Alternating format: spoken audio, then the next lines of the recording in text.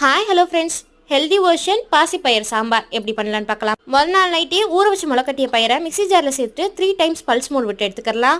ஒரு குக்கரில் எண்ணெய் சேர்த்து கடுகு ஜீரகம் சேர்த்து நல்லா பொரிய விட்டுக்கோங்க. பூண்டு, பெருங்காயம், பச்சை மிளகா, கருவேப்பிலை இதையும் சேர்த்து நல்லா பொரிய விட்டுக்கலாம். ஒரு பெரிய வெங்காயத்தை ஸ்லைஸ் பண்ணி இது கூடவே சேர்த்து கண்ணாடி பதம் வர அளவுக்கு நல்லா பொரிய விட்டுக்கோங்க.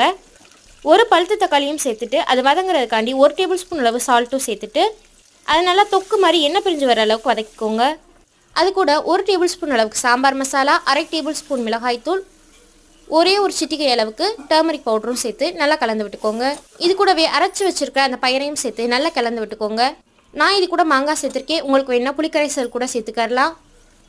அது கூடவே 1/2 கப் அளவு தண்ணி சேர்த்துட்டு ஹை ஃப்ளேமில் ஒரு விசில் விட்டு எடுத்துக்கோங்க.